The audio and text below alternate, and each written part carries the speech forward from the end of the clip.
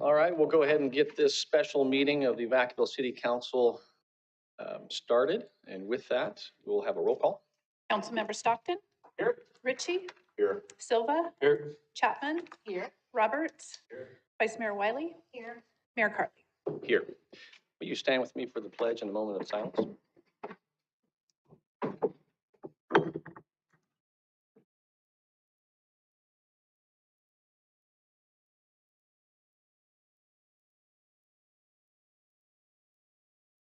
Pledge allegiance to the flag of the United States and to the republic which stands one nation, indivisible, with liberty and justice for all.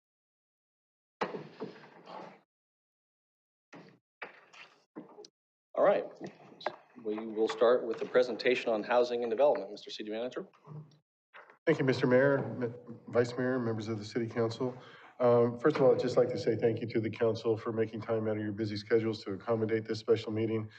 As you know, at the last council meeting, we did an introduction to the subject of housing, and we recognize that it's a very important topic. And we have a couple of new council members with us as a result of the recent election. And we just wanted to make sure that as we go into your goal setting session and priority setting session here in next month, that we're giving you the best information that we can give you with regards to the general plan vision, how that's what's in there and how to achieve that. And especially on the subject of housing, we wanted to take another step at giving you some more information on that. So tonight, our Community Development Director, Erin Morris, has been working very diligently with her team and others on our staff to give you this presentation tonight. And so we thank you for the opportunity to present, and we look forward to your discussion and your questions. So with that, I'll turn it over to Ms. Morris. Thank you, Mr. City Manager, and good evening, Mayor Cartley and members of council. Tonight's presentation fits in with these four presentations that are happening sequentially. So I just wanted to go over briefly the roadmap. Last week, we talked about the community vision and land use implementation tools part 1. And that presentation focused just almost exclusively on the general plan, the specific plans, and the ways the city identifies where we want housing and other kinds of land uses. Tonight's meeting focuses on housing development. We'll touch on community demographics and the connection between housing and growing our economy. Then next week, back to back, be back here with community vision and land use tools part 2.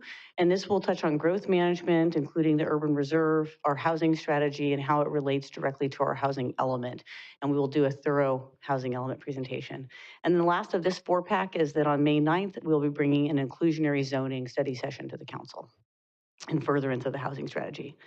So with that, my presentation this evening has 6 parts, and some of them are longer than others. So I'm going to just identify where we're going to go tonight. So we're going to start off by talking about people, and this part focuses on some of the community demographics in Vacaville. Then I'm going to highlight the housing strategy just very briefly because it is the city's local vision for housing that's sort of additive to our general plan. I'm then going to talk about homes, and this is the existing housing stock here in Vacaville and historic development information about housing in Vacaville, as well as what's in the pipeline now and what affordable housing is.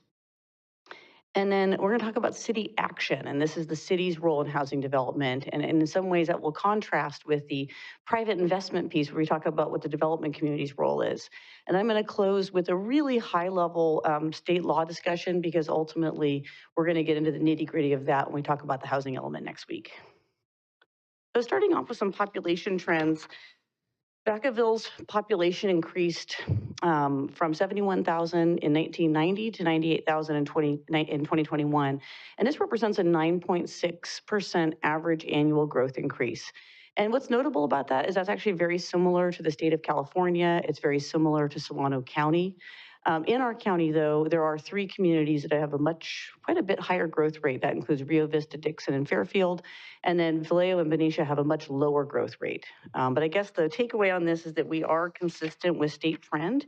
And California population growth on a whole has slowed down, and so has our population growth over the last decades.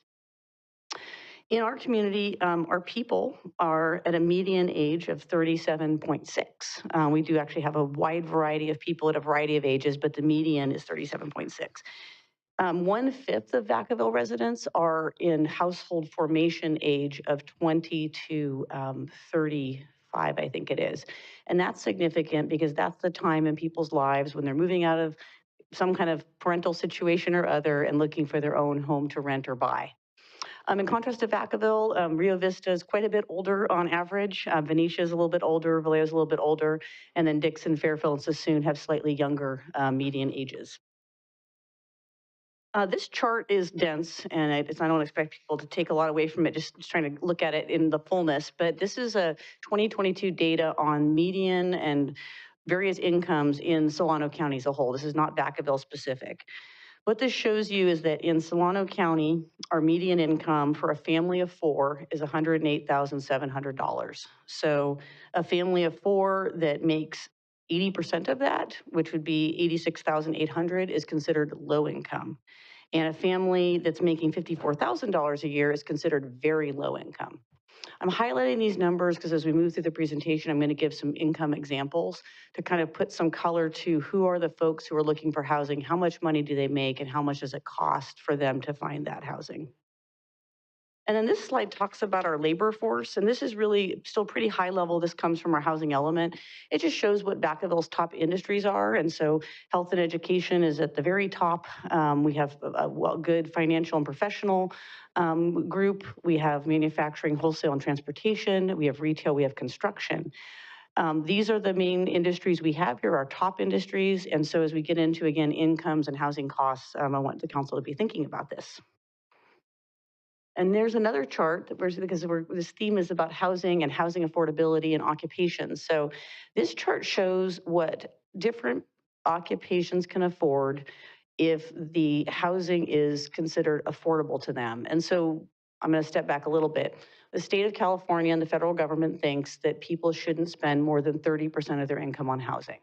And the premise behind that is if you're spending no more than 30% of your income on housing, you have money for healthcare, you have money for great food, you have money for the things that make life great. So this chart shows some wages associated with different professions, and you have to do a little creative math in your head, but if we think about that a low-income person and family of four in Vacaville makes $86,000, so you could take a full-time fast food worker, maybe they live with a childcare worker and they have two kids. That's definitely a low-income family in Vacaville. An auto mechanic, again, this is not personal to any particular person, combined with a cashier, they are just below the line and they would be considered a low-income family if they had two kids with them. So that's what this chart illustrates. And it also shows with the red line, the cost of a typical two-bedroom rental in Vacaville. And it shows also the cost of a typical monthly mortgage. So it really just illustrates that a lot of the jobs we have in our community do not provide sufficient income to afford market rate housing. Okay, now we get to go to the city's vision. So the housing strategy was adopted by the council last June, and it's a very dense document. I recommend all of you read it. And I find it does not put me to sleep, unlike some of the longer, dense documents with lots of data. But I just want to summarize the key findings because this is our city vision for housing. So essentially, it found that our growing community over the last decade has become much more racially diverse and wealthier with higher educational attainment. And actually, our incomes in our city went up and our poverty went down over the last decade. That's a really positive thing. It found that our population is aging while continuing to stay in their owner-occupied single-family homes. And that's something we can talk about a little later. But we are an aging population despite the fact that our median age is around 37.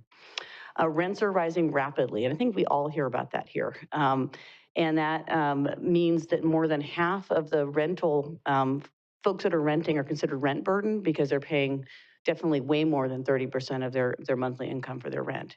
And then the other finding, which relates to the connection between housing and jobs, is that most city residents commute to jobs outside of the city, despite the fact that we have a lot of local jobs. Continuing with the housing strategy. So housing production in the city of Vacaville has been declining for the past 4 decades. And I have charts in a minute that show that. And of course, that means that also is a decline in available housing for folks to live in.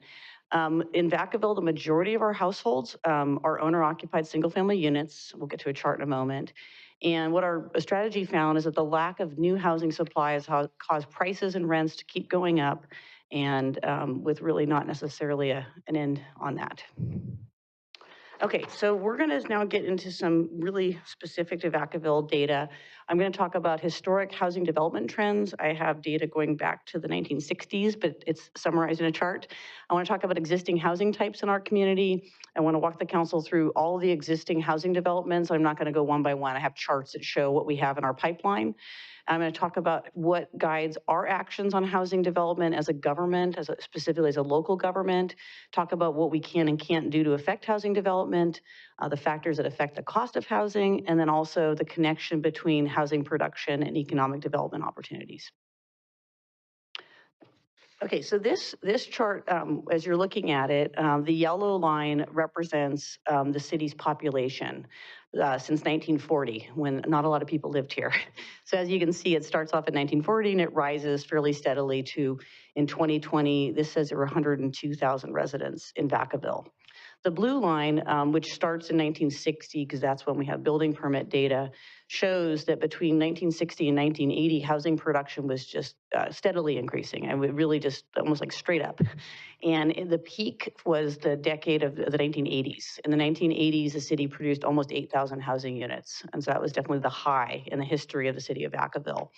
We had another, not peak, because it's a little bit less than, but in 90 and 91, there was another lot of building permit activity, a lot of houses being built.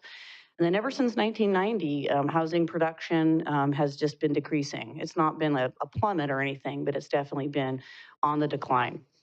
So part of why we're talking about housing, part of why you're talking about housing a lot, and the community talks about housing, if you sort of think about the space between that rising yellow line of population and that declining blue line of housing production, there's people that need housing. And there's a lot of ways to get into that, but I'm going to keep going through the rest of my slides for now. So this slide just takes out the population and just shows building permit issuance since 1980. So this shows the decline from 80 coming down to sort of the sort of slow early 80s, the spikes that happened in the 90s where we had 2 years of really strong housing production, a plummet as the 90s wore on. Early 2000s were pretty odd for housing production everywhere, but as you can see, Vacaville's never returned to the really high housing production levels and is kind of staying at that lower level consistently year after year.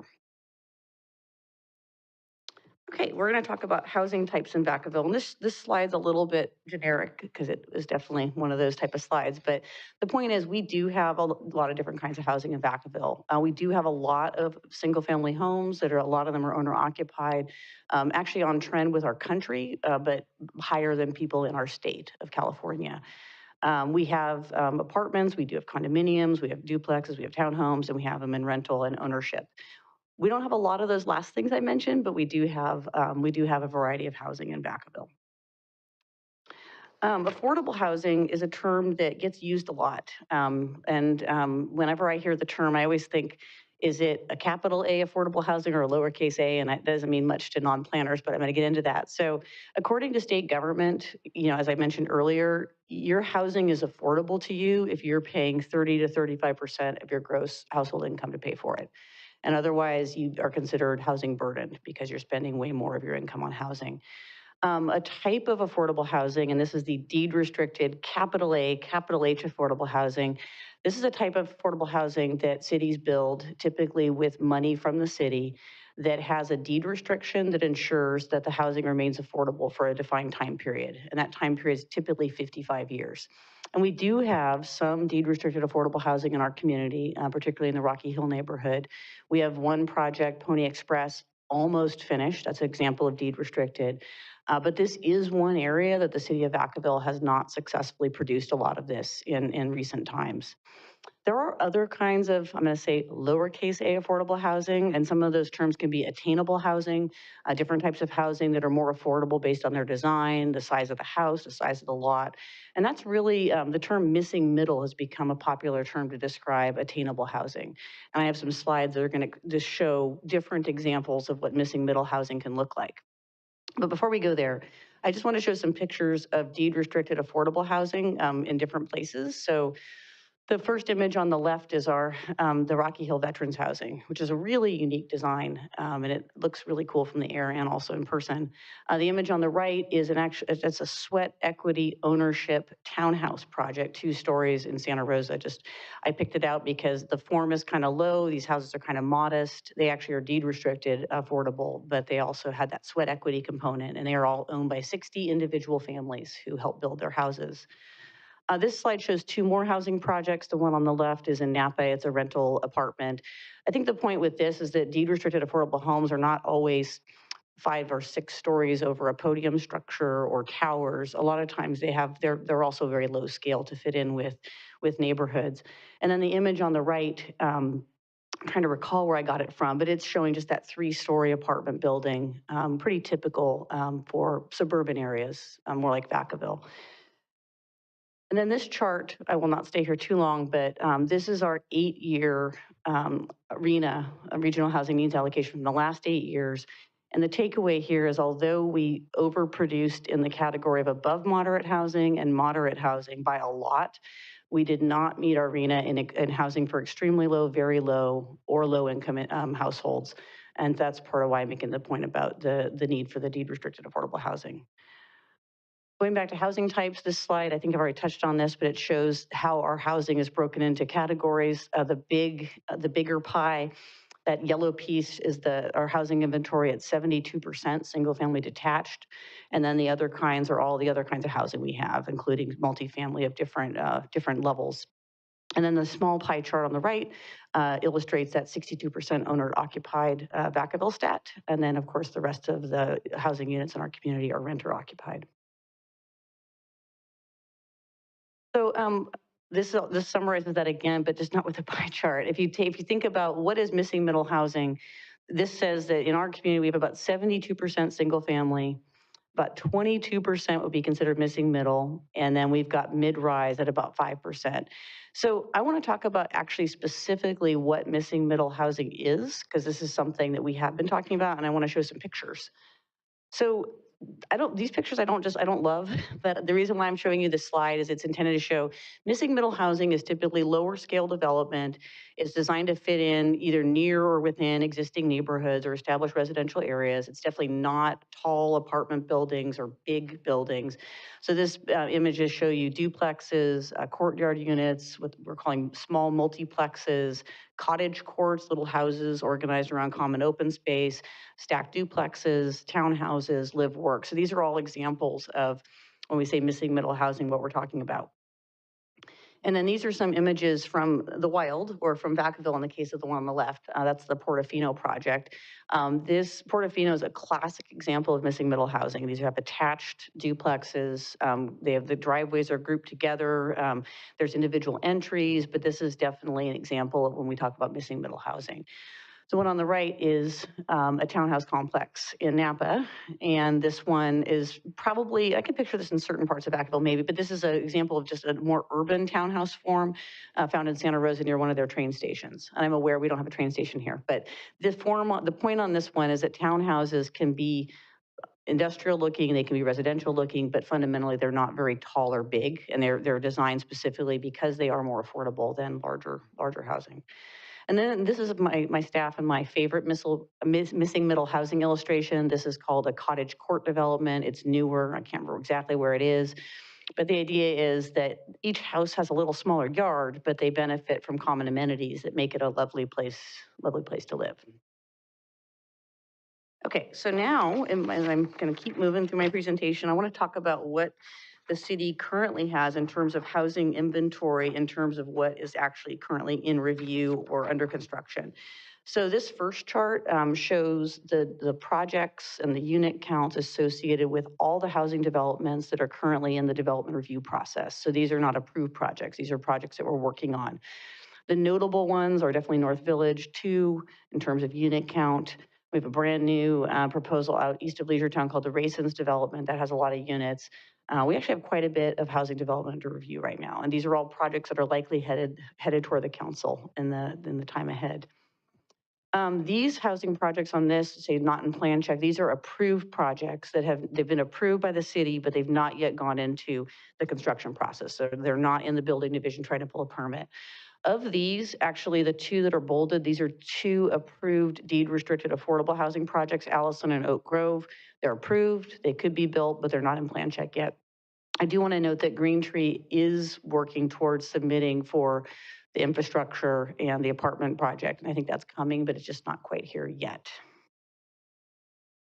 And there's more. These are other projects that are not in plan check. We expect to have, of this list, which includes 700 Park, we're expecting that to come in this year for sure. Lower Lagoon Valley, we're expected to see some things in our building division, some housing starts there. But again, we have quite a few approved projects that have not yet come forward to be built. And then we have 3 projects that are currently in plan check. Permits have not been issued yet. These include Southtown Apartments, Nut Tree Apartments, and a mixed-use project in downtown Vacaville. And then construction has been still quite brisk, despite some of the challenges. We have all of these projects under construction. Notably, Pony Express it's really close to being done, but it's still under construction. It's a deed restricted affordable housing project. Peabody Road Apartments, they pulled their permits and they've gotten going. And Farmstead and Roberts Ranch, Northvillage Unit 7. Again, we've got some hammers swinging out in our community. And then recently completed projects, Harbison Townhomes, the Reserve at Browns Valley, Brighton Landing. These are all projects that have been completed in fairly recent time. And I just have a few images of these, but I'm going to kind of keep moving because I want to get to the council discussion. So here's where we're going to talk about what the city's role is in housing development, because it turns out we do have a big role, but we don't probably have the biggest role. So the last presentation I gave talked about the general plan, the vision, and how we set the table as a city for housing and for other things through the general plan, through the specific plans, through our development review process, et cetera. And that is the foundation for how we decide what's going to be built where and what it's going to be in terms of density and whatnot. And so this slide just puts that into words. We have a general plan, we have a housing strategy, we are required to have a housing element. We'll talk more about that next week. We have to meet our regional housing needs allocation through planning. The other factor is always going to be market demand, because if people aren't coming to us to build housing, we cannot make that happen. So this next illustration shows that the concept behind housing development, there's like these 5 major components. There's, the construction of the housing, the financing of the housing, deciding where and when to build that housing. There's the housing type and there's the entitlements. So if you look at this, it kind of could feel like, oh, the city gets to make a lot of decisions on this stuff. But we do, in fact, have a general plan that says where housing is going to go, what density it's going to be, and where housing is not going to go. But ultimately, we don't decide which site a developer decides to build on. And we don't decide or have any role in them figuring out how they're going to afford to build.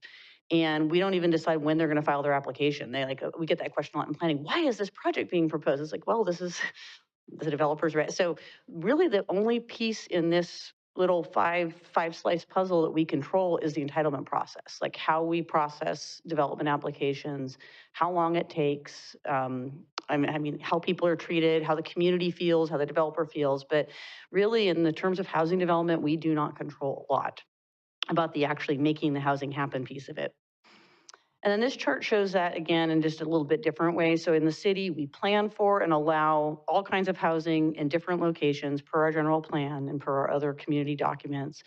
We have to approve the housing through, at minimum, a building permit process, and typically through a full planning entitlement process with public hearings and neighborhood meetings and that kind of thing.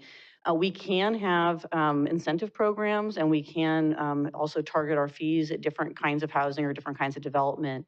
And then we can, in fact, sometimes offer affordable housing subsidies to make affordable housing projects happen. We have to have money for that. That's one of the challenges, but that's another role that cities play. The developer has to find the site, get the financing and the funding, design plans, get through plan check, build them, and then ultimately, manage, maintain, or sell what gets produced. So this chart shows, again, this point that the city has control over our specific requirements, our development impact fees, our permitting and development timelines, those kinds of things. We don't really have control over a lot of the other aspects of housing development. I mean, in particular, these days, construction costs, mortgage rates, land value, demographics, how our community is growing, how many new homes are entering the market at any given time. These are all things that are really outside the city's control. So just highlighting again, our role, we get to establish the community vision. We do that through our general plan, specific plans, land use and development code, design guidelines, et cetera. We get to have the development review process in most cases, except for when the state says no. But we have a whole process for how we diligently review and evaluate and ultimately decide on what gets approved in what location in terms of housing. And this is one of our primary roles. And the other role we have is on the setting of development impact fees. And just last year, this council adopted new, refreshed development impact fees for the first time in 30 years. And that's a really big deal for this city because it allowed us to do a bunch of things. I mean, for one, we have fees that are set to build the infrastructure that's needed for these new projects that are coming. And there's a direct relationship between the fees, the costs, and what needs to happen. And it was a good thing to do after 30 years.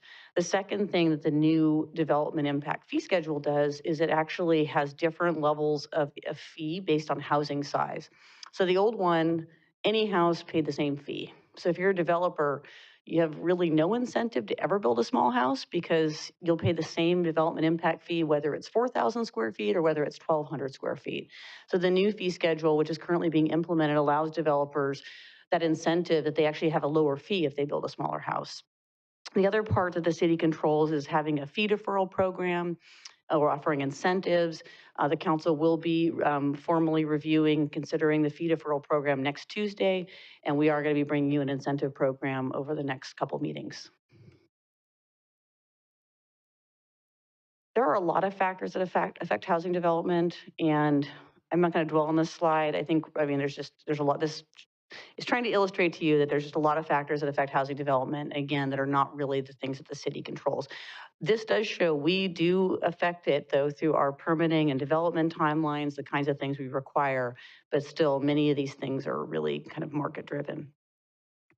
Okay, we're getting toward the fifth or sixth thing in my presentation. So I just want to talk briefly about the connection between housing production and economic development. So here in Vacaville, housing is a part of our comprehensive economic development strategy, and we do see the connection between trying to attract industry and having housing that serves that industry. When you don't have a variety of housing types, you don't have housing for all the different kinds of people that work here in Vacaville or even live here in Vacaville. And these could be spanning these lower wage workers. And some of those folks are these community serving occupations like nursing aides and folks that provide childcare and actually even in the logistics industry, these are all the lower wage workers. But also it impacts seniors and people who have fixed incomes who cannot bear the rising cost of housing. And it certainly affects those people in their household formation years, these young professionals and young families who are trying to get started in life. This chart is a little bit hard to see, but it's not too bad. This just shows, like, again, going back to rent and thinking about your early days as a household former. This is just showing that you have to earn at least 2.9 times the current minimum wage to afford an average 2-bedroom house in California. So it's making that connection that lower wage workers especially have a hard time finding a place to live where they're not going to be significantly rent burdened. I'm going back to the comprehensive economic development strategy. So housing can positively affect the city's ability to attract high-paying occupations. And that's one thing the housing strategy, our vision talked about, which the housing element talks about a little bit less, is that the housing strategy talks about how we're trying, as a city, been trying to attract and been successful at attracting biotech and these really great companies that are offering great high-paying jobs. But with that comes people that are moving to this area, and where we don't have a lot of inventories on that, those executive housing or those, those fancier homes that those kind of folks are looking for. So I think a point with housing production, economic development is it's not just for the lower wage workers, and it's not just for the middle wage workers. It's really for everyone, including the higher wage workers. And then I have this slide up, and I'm not going to speak deeply about the base because I'm just starting to get to know the Travis Air Force Base and its housing needs. But housing production in Vacaville directly affects Travis Air Force Base. And in essence, as a base, they have most of the people that work there and their families live off base. And so if Vacaville and Fairfield and the communities in Solano County aren't producing housing, it's really a negative thing. And I will let others get into more detail on that, but I just wanted to make that point. Okay, so now, because next week we're going to be talking about the housing element, and that's very state-driven. I just want to talk briefly about the state's role in housing. So there is this whole recognized, which we've talked about a lot recently, challenge in California about not having enough housing to house the people that live here and that want to live here. So the state has this whole goal of having adequate housing for everyone, and they administer that through a lot of laws, which we're getting familiar with, as well as the housing element requirement. They do offer certain carrots, and we'll talk about that more next week in terms of grants and for infrastructure, affordable housing, housing planning. They offer money, but they also keep giving us new laws. And in italics, it says on this slide, if the cities don't figure out their housing challenges, then the state will do it for them. But the idea is that the state has gotten more and more into the business of local government with, I think, the mindset that, well, the cities and the counties, they're not producing enough housing, so we as a state are going to step in and we're going to basically, figure it out for us. So part of, I think, the point with this slide is that the best we can do with local control and with housing production, it's better for us because then we don't have, in every case, the state stepping in, telling us exactly what to do. I'm going to skip these slides. I don't think they're, talk about next steps. So this is the second part of a 4-part series. Next week, we'll be talking about growth management, the housing strategy, in a little more detail and how it dovetails into the housing element. And then we're bringing you the fee deferral program next week, which is related to incentives. And then on May 9th, there's going to be a presentation about the inclusionary housing. And this is a housing strategy program. It's also a housing element program. So we're going to bring a study session to this council so you all can get familiar and give staff some direction. And with that, I'm available for questions or comments. For the presentation, and I'm sure this is going to be a nice discussion. Mr. City Manager, I know that there's probably more that you'd like to share as we step into this. Well, first of all, I want to thank Director Morris for her thorough presentation, and again, for everybody that's helped on that.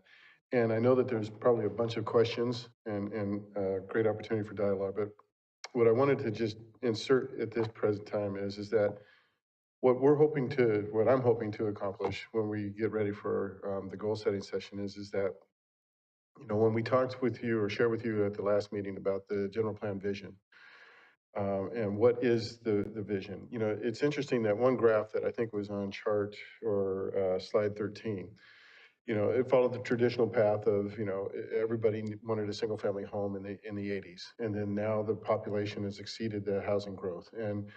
But then you look at some of the other demographic information that she shared with you that shows that a lot of our workforce does not make an adequate income to rent or purchase here.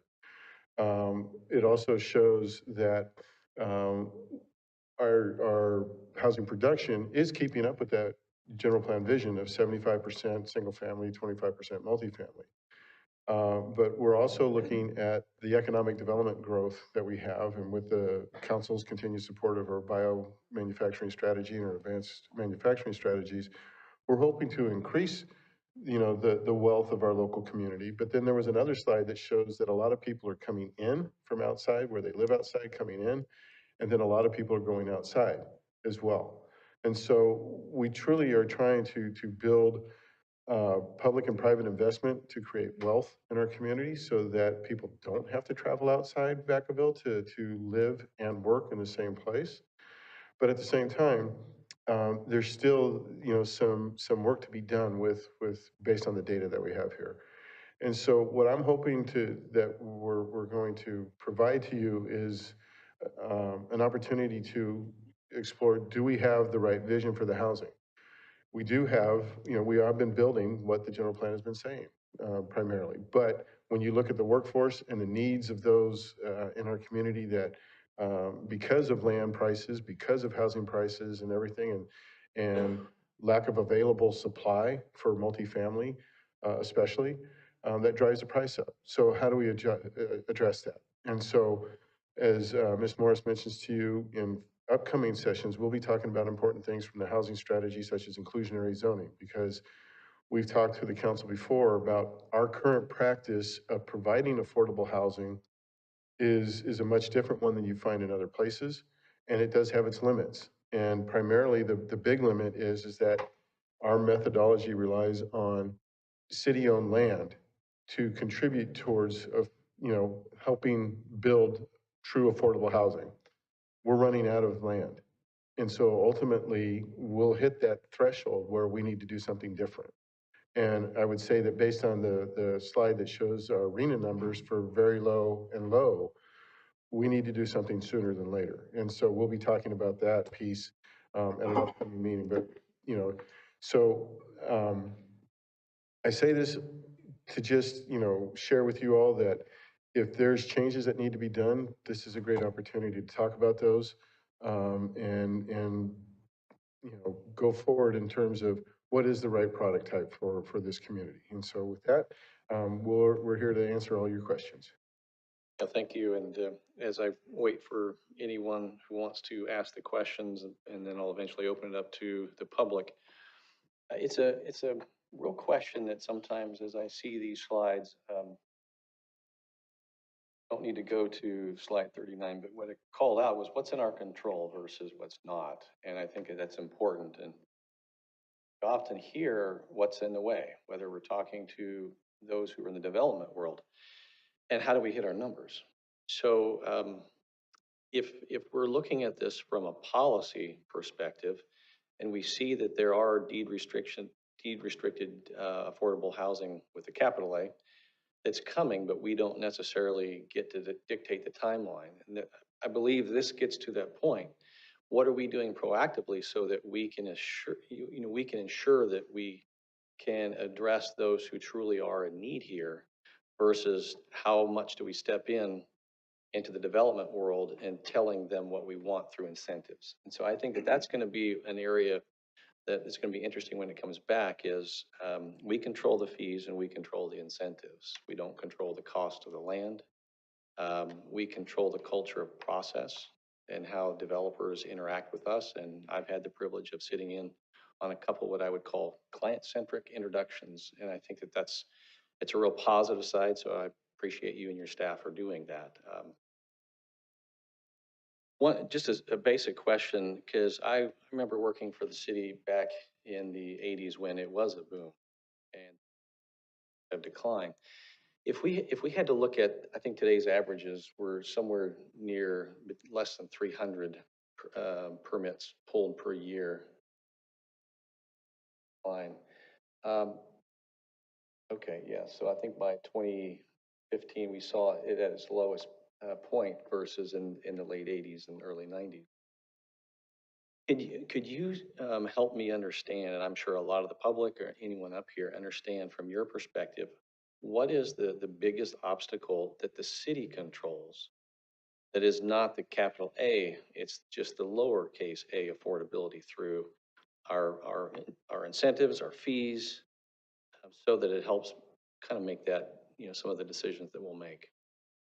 As your community development director for the last year and a half, I've talked to a lot of people about this issue, this question and this issue. And so there's actually a sort of a common answer, both in Vacaville and elsewhere too, but in Vacaville specifically, is that our community is perceived as a place that it takes a lot of time to get through the development review process. And I'm just going to say, as your community development director, I don't necessarily think time is a bad thing as far as the time the city needs to thoroughly review a project, put conditions of approval or whatever together, take it through the process. There is a natural need as a city that wants high quality development to be thorough and make sure you're doing a good job. But there is a concern about how long it takes projects to get to decision, and that's a complaint of developers everywhere. But there's some specific examples in Vacaville, and back in the 2000s. I'm not even talking about recent examples.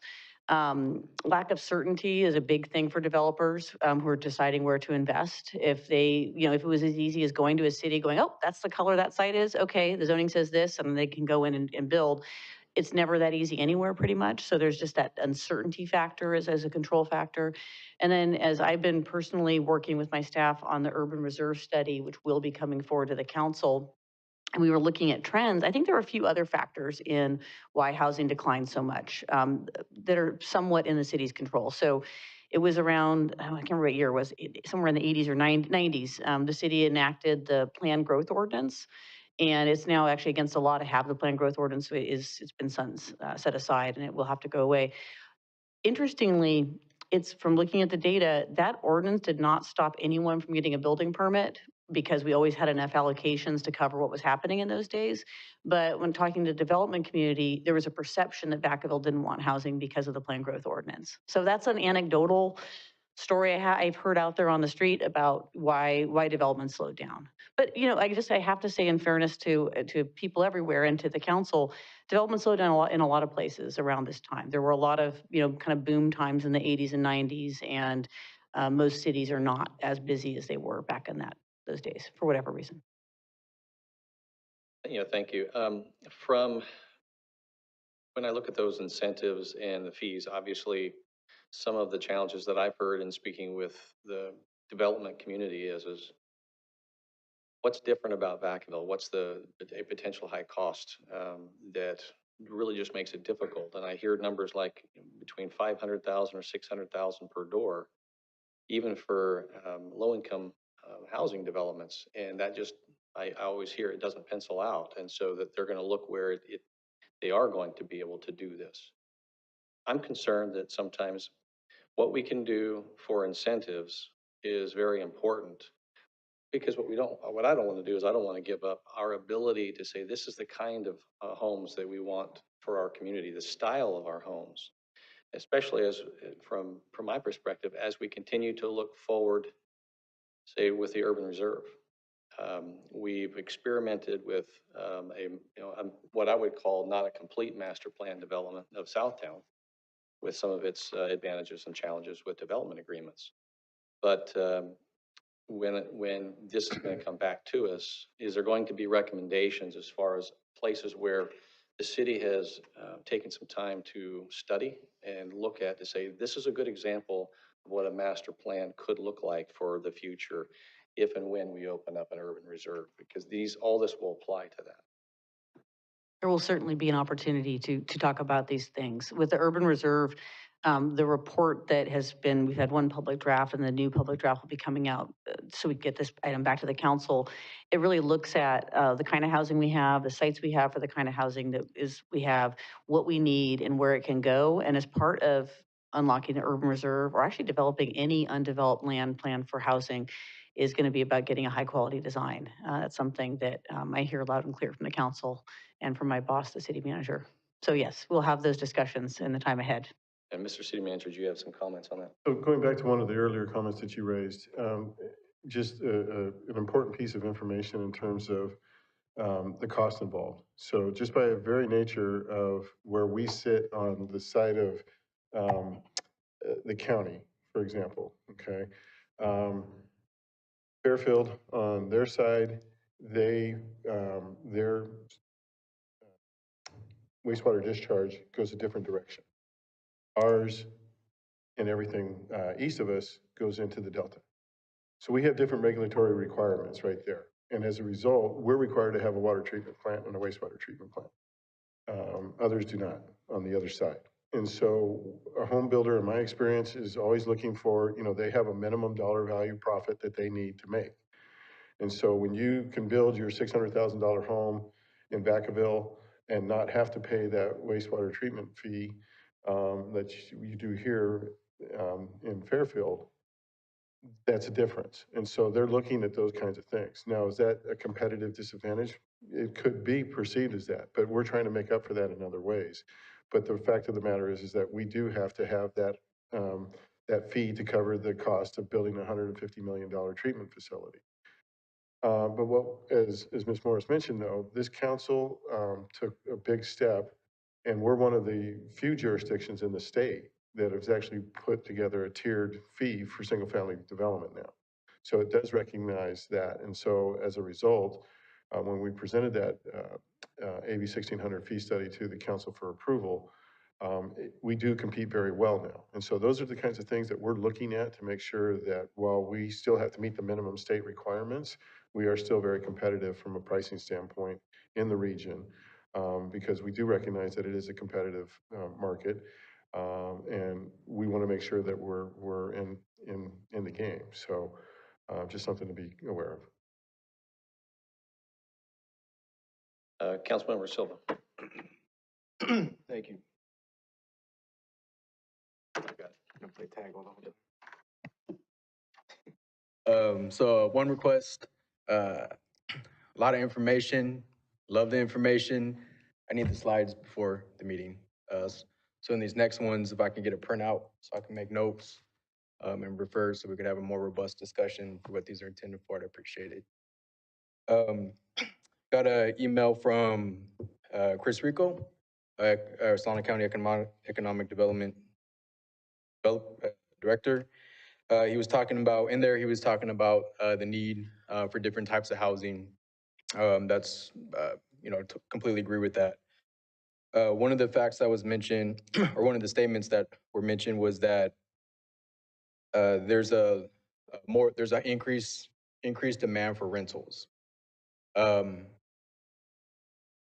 question I have is, so if individuals are paying three, maybe up to $4,000 for a market rate rental currently, how many more rental units need to be built in order to increase the supply, to meet the demand, to drop the cost? I wish I could answer that question, Councilmember Silva, but I can't. Some of our more sophisticated apartment developers might be able to talk about that, about the absorption of new apartments into a community and how that might reduce rents. I do want to say that without, for example, a deed restriction that actually guarantees the rents are low in exchange for public investment, there's really no guarantee that just to keep building more housing and the rents come down. But studies have shown that areas that just do not have enough apartments, the rents are really high. And as you start to get new apartments in, I'm sure they do come down. But we may have, it could be someone in the audience who's more expert in this than I am. So would a decrease in ownable homes increase the demand in rental units? Yes. So currently, are there plans that are approved, ready to dig in the dirt, but developers, for whatever reasons, are not developing?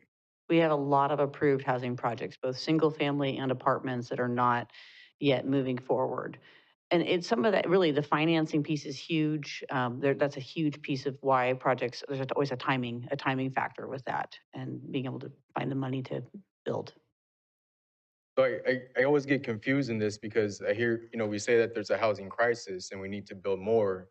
Well, the plan, everything's in the works, things are ready to go. At one point, they felt that individuals felt that it penciled out, but yet we're not building homes that individuals can own. Um, and so I guess I just is something I'm still really having a struggle understanding when whoever it may be says, okay, we need to increase the supply so that way it meets the demand, so that way we decrease the cost. But in other ways, another way to look at it is that unless individuals are going to meet their profit margin, they're not going to develop any project, period. And if we want more subsidized units available to meet whatever slide it was that demonstrated a lot of professions that are under the median income that would be considered low income or less, uh, they themselves are priced out of the market, which is pretty much what you established. So I guess in this sense, and we're going to talk last about inclusionary zoning, but even there, I have a question on. Well, it'd be interesting to see what you all present, but if it's something that has to be subsidized through different methods that were recently discussed at the Cal Cities meeting, some of those were talking about a tax, a local general tax to help subsidize those units up to a certain amount of time, and I don't think that's something that's sustainable, or to put that onto middle class families. And so I don't know, it's just, in many ways, it's frustrating when, when we say, oh, we got to keep building, and, there's really doesn't seem like there's a clear answer to all this. I would also state that, the recent three days at the Cal Cities meeting, the topic is housing, homelessness, and then receivership. So it doesn't sound like anybody quite has this figured out. Anything that somebody's championed, there was a talk from San Diego, there was a talk from LA, they were championing that, hey, we built this subsidized, unit, 300 units or whatnot, whatever it respectively was. And they were able to use ARPA funds. Well, they also one county received over 600,000, or sorry, one jurisdiction over 600,000 in ARPA funds. Another one, almost 2 billion in ARPA funds. So, yeah, that makes it a little easier for these folks to develop something like that. Councilman Surville? Yeah, Can I jump in real quick and respond to one of the things that you said? Would that be all right? Yeah. So with regards to bringing the price down by building more, I think what we're observing and the data suggests and what, we're finding out from talking with folks is that building more of the same product that we have out there, while we have lots of it on the books, is not necessarily the answer to lower the price. I think what we're suggesting is that different product, missing middle, more of that along those lines with a higher density is going to be cheaper to build because you're getting more units on that on that piece of property. And so that return for the developer is quicker as opposed to building more spaced out traditional single family homes. And so therefore the price point is more affordable to a bigger target audience. And so that's why the term missing middle has come up more frequently that you're hearing now over the past couple of years. And so that's why we put a lot of emphasis on that in some of the newest specific plan we worked on, for example, with the Green Tree Plan, workforce housing, missing middle. We also include that brand of product in our downtown specific plan. Because those are the types of actions from our standpoint that are going to hopefully encourage building that new product type that doesn't really exist out there to meet that price point.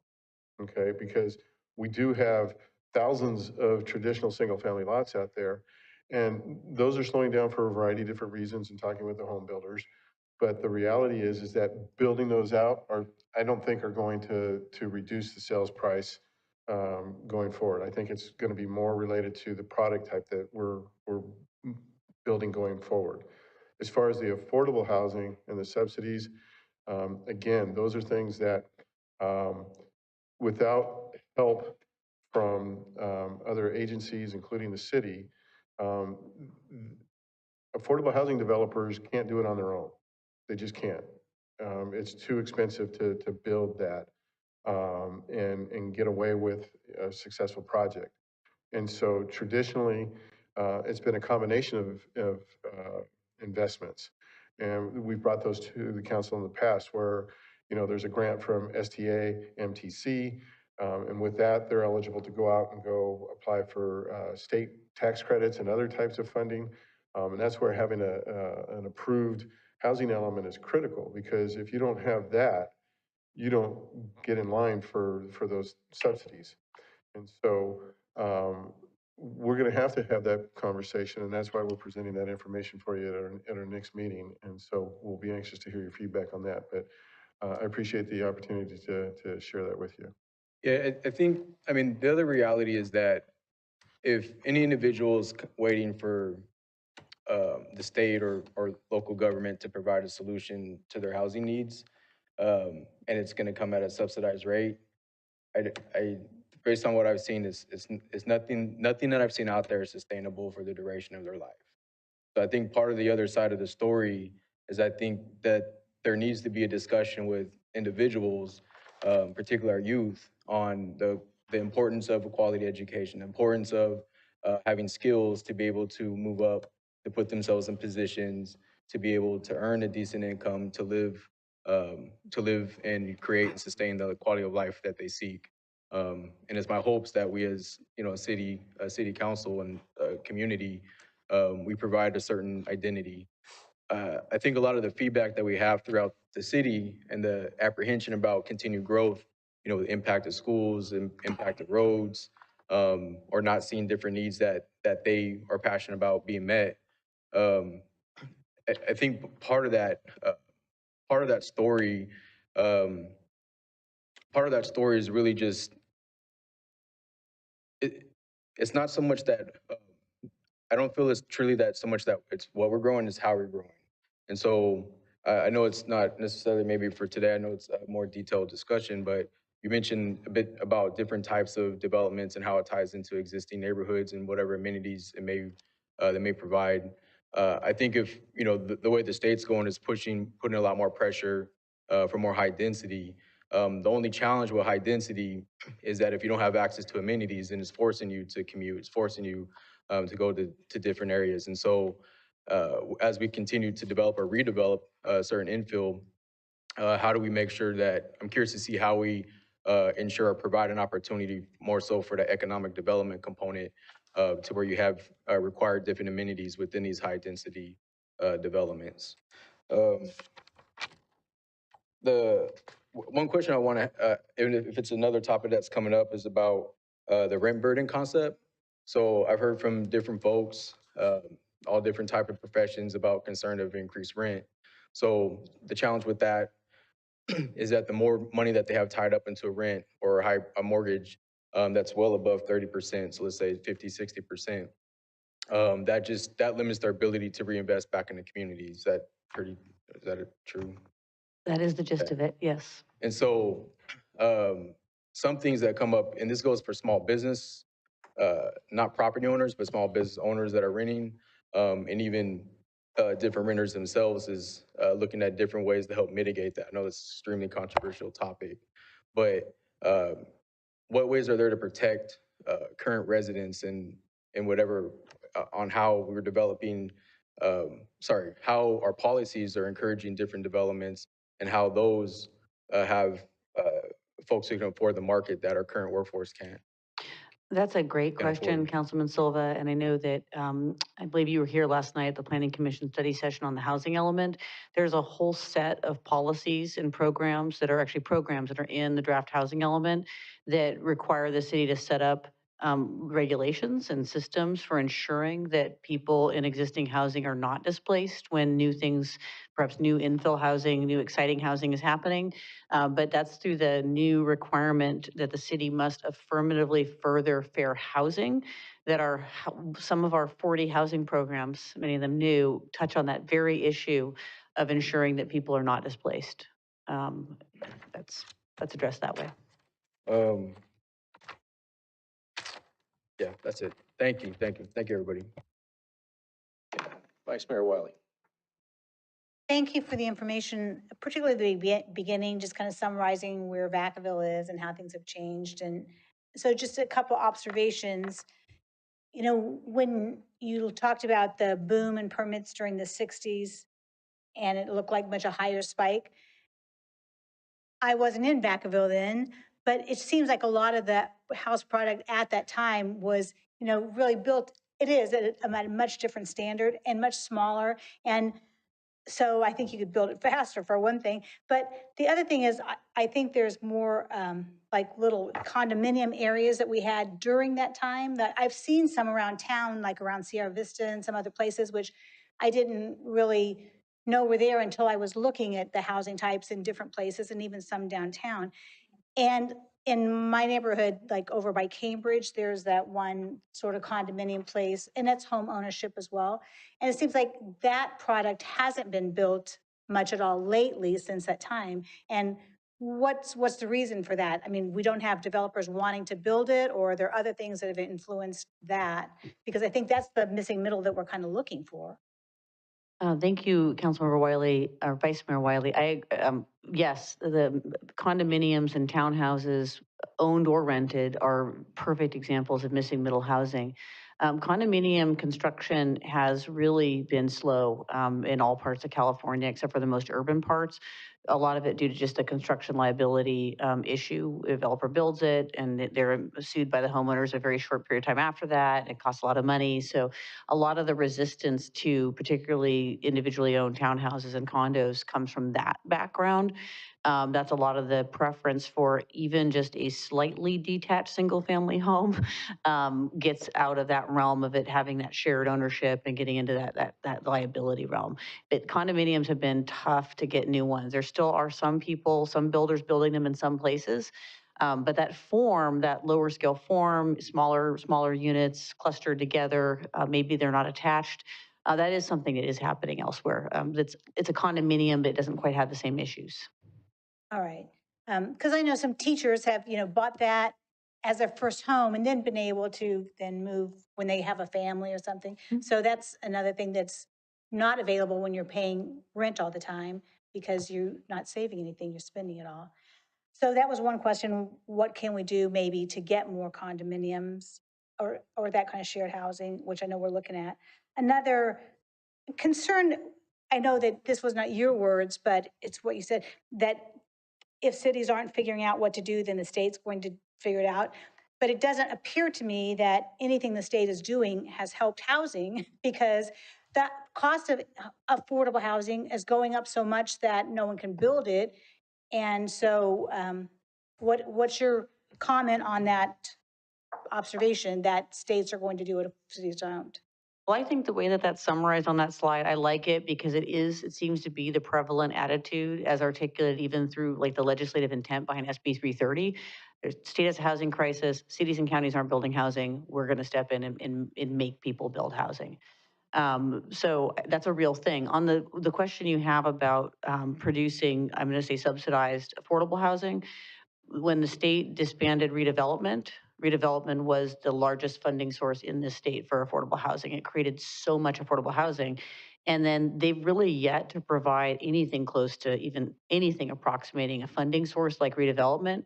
Um, I mean, that's the whole carrot and the stick thing. I feel like as a cities, we're being hit with the stick, and they're not actually providing what would make affordable housing happen, which is that actual money to go make it happen. But I think that's the tough situation that most cities are in with affordable housing, and unless and until you come up with a local funding source, and that is one of our draft housing programs, is to look for a local funding source. You don't have a pot of money to leverage with state grants and with other funds to produce affordable housing. And when we talked about housing early on, you also said, we need all kinds of housing. And when we have the big businesses come in, we need executive housing and we need missing middle and we need affordable housing. And with the executive housing, if we don't have it, then they have to go elsewhere. But just the thing is, my observation, executive housing, if we don't have it, they have the option, they go elsewhere and they still have a house. With lower income, they don't have that choice. It's not like, oh, I don't like that one, so I'm going to take this one. So it's not exactly, it is housing for everyone, but housing impacts so many families so much differently. If you don't have a place to be, you can't get your kids to school and you can't go to work and all that. So I want to keep looking at ways we can find more affordable housing for people. And then, will you also answer just, you said planned growth ordinances are now illegal, so will you explain that? The city of Vacaville, like many cities in Northern California especially, set up something called like a housing allocation plan. And so essentially our local ordinance said that every year only a certain number of building permits were going to get issued. And so it basically capped the number of building permits that were issued. And then by setting up the ordinance, there was a fairly complicated and rigorous monitoring process that the city did. Basically every time a building permit is going to be issued, do you have an allocation or not? So that approach toward like having an ordinance that says it limits growth to a certain number of units is definitely not allowed by state law. Our planned growth ordinance was suspended a few years ago, and it's still on our books, but it's currently in a suspended state. And we have a housing program that says we'll get rid of it because again, it doesn't comport with state law. And then the last comment, thank you, City Manager, for talking about the tiered system. I mean, I voted for that. I think that's good because we can't charge the same rates for all that, and that should help things. Another thing that I wish we could be on the cutting edge and say, well, we're one of the first people that do that, is finding a way to keep seniors in their home by having the people who need a home partner up with that, and then be able to have shared housing. And so you've got seniors in a house with other people sharing the house, not just living alone and then having other people out of town. Because I know seniors who would like to downsize, but you can't buy a smaller house for less money. So that is an option. But San Diego has a real successful program, and I know they're a lot bigger than we are. But if we could just continue to think along those lines, what can we do to help seniors stay in their house and provide housing for others? So thanks. Oh, one more thing though. on that one chart that you showed, the planned projects, I mean, we have a lot of planned projects. And oftentimes between the plan and the end product, things change. And like the one on California Drive, Montesa, I mean, it shows as 59 houses, and it remains to be seen whether that will be 59 houses or 180 units. So I just wanted to comment on the fact that just because it's planned as one thing, it doesn't always stay that thing. So those are my comments. Councilmember Roberts. Yeah, thank you for the presentation. Yeah, I was at the planning commission meeting, so I got a little bit of preview of what's coming next week. But the numbers looked a little bit different for the pipeline homes. I think is like from one last night, it was showing like over 5,000 above moderate homes coming in. How did we get to such a large disparity between what was planned for like the arena numbers to being so many per pipeline homes versus being so under where we need to be for the low and very low income? Last night's focused on our planning for the next housing cycle. So the chart I'm showing here to this evening was about what we've produced over the fifth housing cycle, the last 8 years. But the chart that this council will see next week, it's about the new RENA that we've been assigned, and it's about how our site inventory, which is where we identify the sites, how it adds up to a number of housing units that's well above the requirement. And as I explained to the Planning Commission, it's the intent behind it, and I'll have our housing consultant with us too to help explain, is not to say that we're going to build way more than the state is asking us to, but it's to provide a buffer in case some of the sites we're showing as housing sites do not ultimately become housing sites, that we don't have to go back through a state certification process. So that is the difference between those charts. This is the past, and the chart you saw last night is the future. Okay, and with that, how does the inclusionary zoning that we've been talking about play into those numbers? Because I know if they are planning to develop the above moderate homes, I mean, just statistically speaking, the amount of homes that they have versus the amount of ones that are pipeline to be above moderate, it just doesn't pan out because people that are going to be needing housing or more the workforce housing. And what we were presented a few different times, 80% of our our residents commute outside. And so kind of like what you brought up earlier was the rent burdening, but it's also gas because gas prices tripled in price over the last few years. Um, so kind of lost my train of thought there, but yeah, how do we fix that number? Because if they're just planning a moderate, above moderate housing, how do we try to meet those RENA numbers? I know it's just planned housing for RENA. It's not that we have to build those. We just have to plan for them. But how do we get those if all they want to build is a moderate and above moderate homes? I want to be careful we're not going to talk about the inclusionary zoning presentation tonight because I don't have it prepared, but just in general, through an inclusionary zoning or housing program, the council could decide that developers of new housing have to include deed restricted affordable units in their development, or give them the option of paying an in lieu fee. And then that in lieu fee can be the money that starts to actually subsidize the deed restricted affordable. And it's actually not one or the other, it can also be a hybrid. But at the study session on May 9th, I will walk the council through what the considerations are, how these programs work, so you can start having that conversation about what you think might be the best solution for Vacaville. Then I don't go by the state's like optimism on housing being 30% of your, I don't know why they based off of pre-tax income because a lot of that money is not actually usable because they take that money. Um, is is there anything we can do like from the city about different landlords renting properties? I know I have a few friends that have been looking at apartments, and different apartment complexes are requiring 3 or even 4 times the amount of rent and salary where, yeah, to get a 2-bedroom apartment for $2,200, they're expecting them to make $8,800 a month, which is most people don't make that amount of money. So is there anything we can do as a city by not necessarily rent controlling, but limiting the amount that they're requiring the person to have to be able to rent? Because there's a lot of rentals actually in the city right now. It's just that they're not renting them out because of those types of restrictions.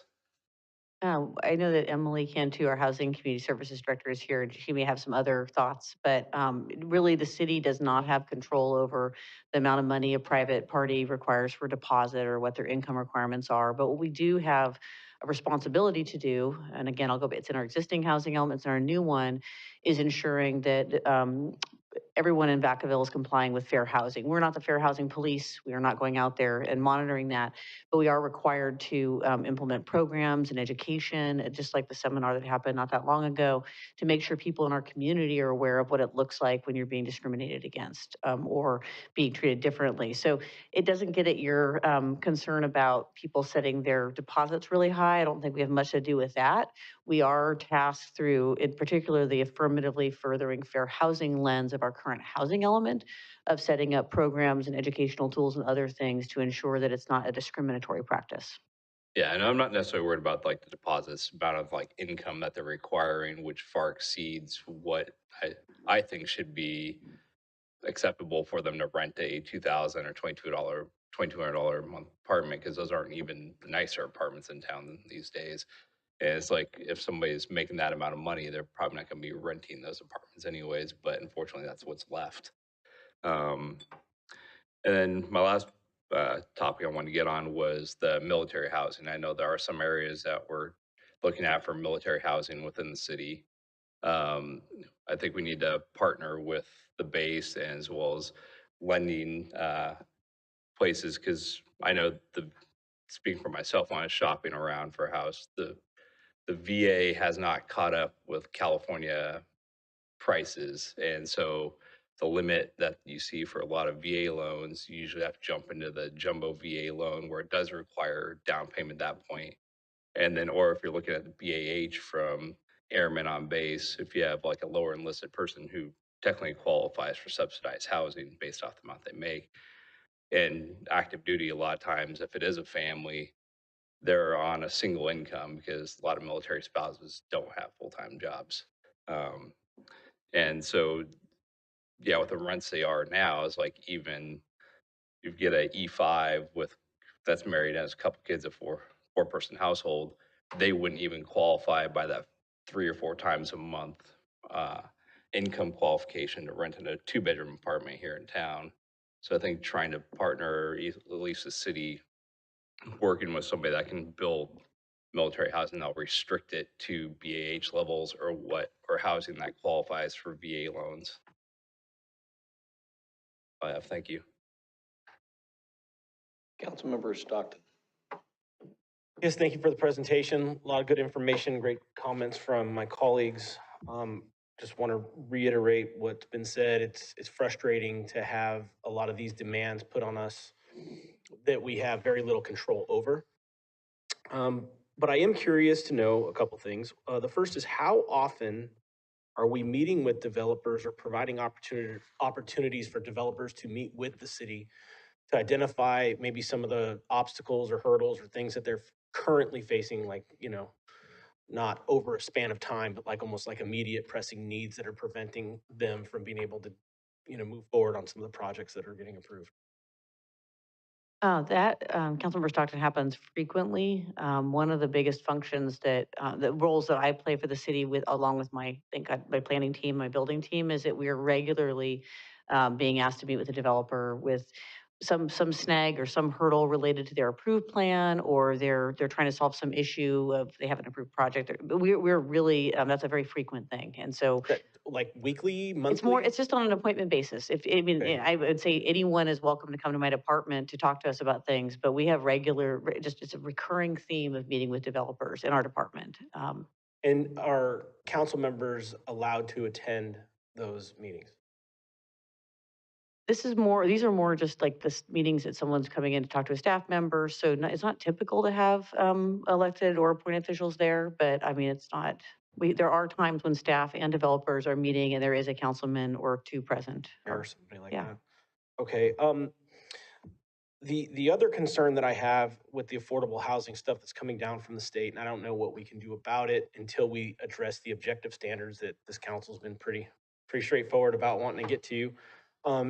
With some of the stuff that's coming down with the ADUs and junior ADUs, all of these things that maybe in metropolitan cities, huge places like we talked about San Diego or San Francisco, could incentivize people to, rent these properties. They're still making them unaffordable.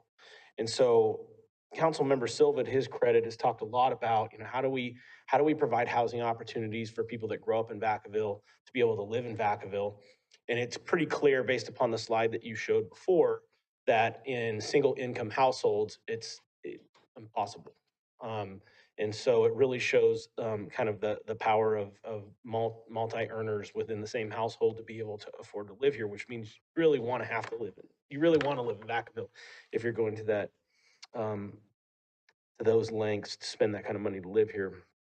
Are there any ways that we can incentivize companies to partner with developers or to develop their own properties for their employees to live on, like live within those housing tracts or homes? Like, is that another avenue that we can explore where if some of these biotech companies are coming and they know they're going to have 500 employees with families and they can work with or incentivize the builder to build what they need for their people to live here? Is that something that we have the authority to do, or can we work with them on something like that?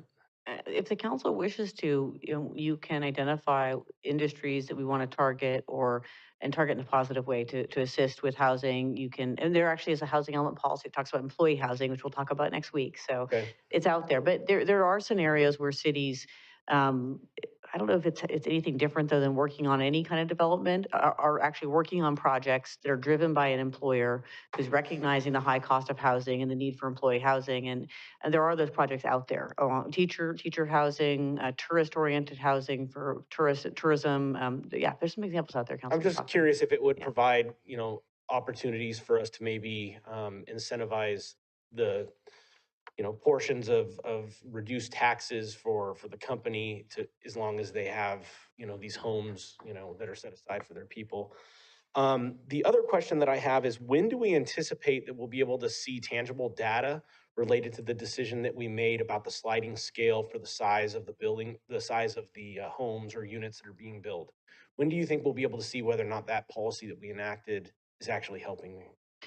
Thank you for bridging the that gap? question, Councilman Stockton. So right now, since last fall, we've actually been implementing in the residential building permit process a hybrid fee schedule. So developers, because we've been transitioning to the new fees, like the residential goes fully into effect this June, we've given developers the option of choosing whether they want to use the existing fee for a development or the new fee. They can literally choose by category. And I would say, I think we've gotten some more building permits pulled for some single family on the east side of town, especially because of that program. But I think how we'll see it is by looking at our monthly building permit activity and how it changes as the fees go fully into effect in the summertime. I also think we'll see it when we look at our comparators. If we notice with our hybrid fees that we suddenly have more activity or on more pace with other cities that have more permits, we're going to see that too. I just cannot wait to have that data because we'll be tracking that data by how many houses, what sizes, and we'll be able to come back to the council and be able to share with you how that has affected housing development. Okay. While we're talking about sliding scales, the other sliding scale that I'm interested in wondering if we could talk about as a council for, a policy decision is whether we, a lot of these projects, we approve them and it's like 10 years, then they tack on another 10 years before you know it, 30 years. We're building stuff now from when I was in middle school and it gets a little crazy. Is there a way that we can implement, a policy that incentivizes or decreases the fees, or, when if they build right away versus waiting 10 years or whatever and dragging these things out? Because it seems like the longer they wait, the less control we have. And so, is there a way that we can? And there's different ways to do that. I would say the best tool that the city has is the development agreement, because in a development agreement, you can articulate the timing of when things need to happen. And you can offer, okay, if you build by this date, these are the rules of the road, so to speak. And if it passes, so yes, I think the development agreement is the tool you're looking for. If that becomes an interest of the council to incentivize, that is a tool that we might be able to use to your advantage. And then the last thing that I wanted to talk about was I agree with Councilmember Silva's comments about having the slides ahead of time. I think it would be beneficial for me, but also for the public. There's a lot of great information in there that is, awesome to really take the time and look at ahead of time, especially when there's like 55 slides or 57 or whatever. But thank you for the presentation. I'm really excited to hear hear the comments from the people that are in the audience as well.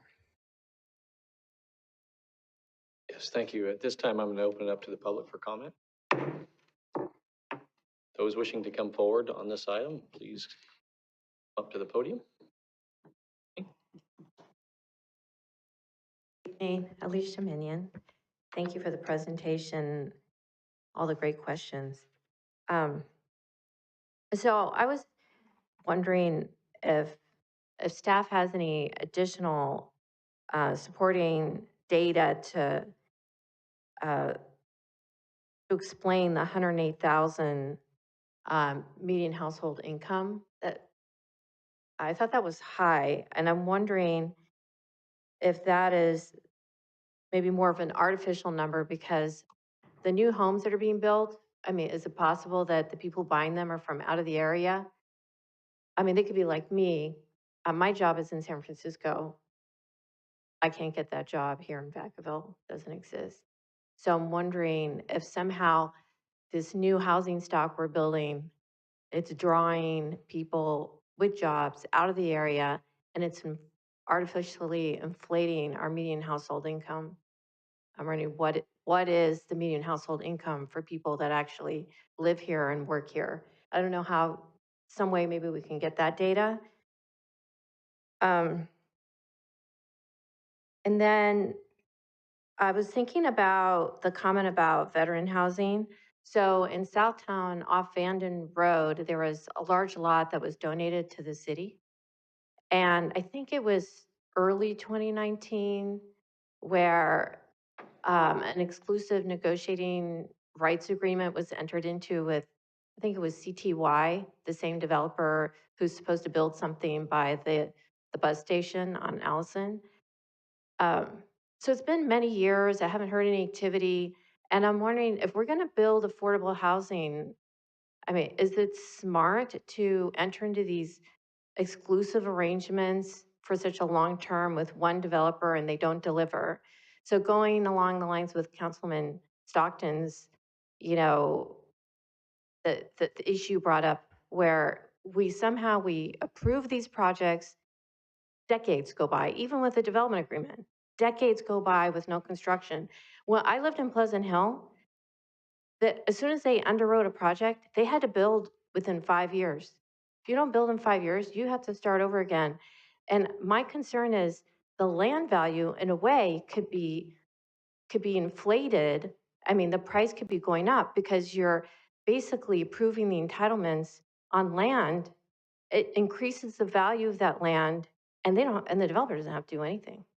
So I think I don't know if there's something that could be done about that.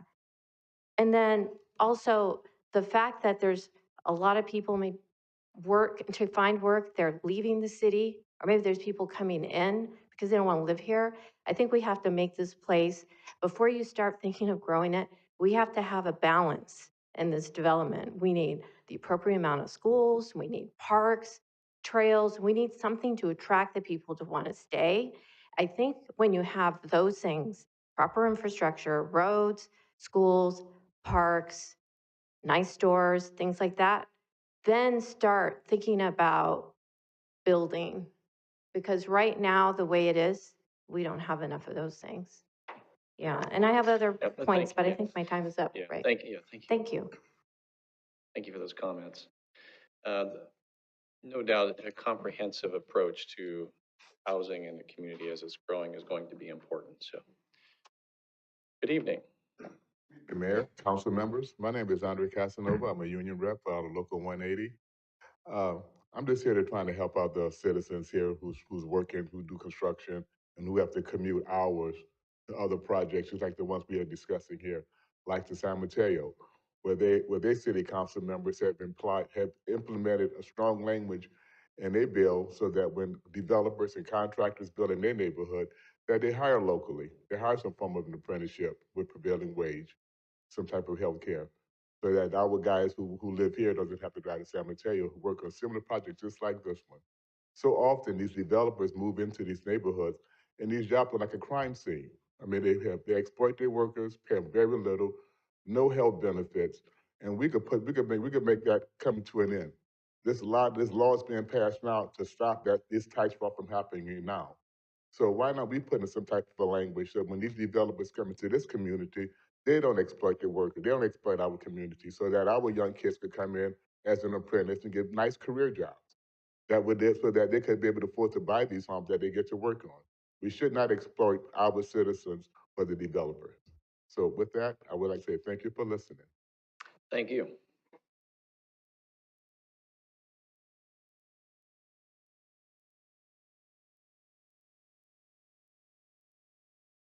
Wendy Brecken, and in response to Jason Roberts' question about maybe something could be done to have a lower, I guess, salary requirement and lower deposits, I'm not sure, but couldn't you do something with the building permit, condition the building permit so that, you know, maybe a certain percentage of income is required and not more than a certain percentage of income is required? I mean, that's my question. Also, with the planned growth ordinance that was part of, it still is, I guess, part of the regulations. The basic purpose of that was to have resources, enough resources, infrastructure, parks, schools, police, fire, whatever, to, you know, have a high quality community. So just because maybe it is illegal, I'm not sure it is, to have allocations of permits, but there's still the underlying purpose of, and I guess Alicia had brought that up, that you need to have planned communities. You don't throw out planning completely and not plan your communities and just have growth, growth, growth, single family development or apartments forever. We have that here and it's not going so well. So I think, you know, there needs to be some kind of competition with this hurrah, hurrah, let's more growth, more growth. Yes, there are arena numbers, but the responsibility, the community is placing their trust in you to do this right and have good planning and safe roads and not create traffic chaos and et cetera. You hear me? Thank you. Thank you.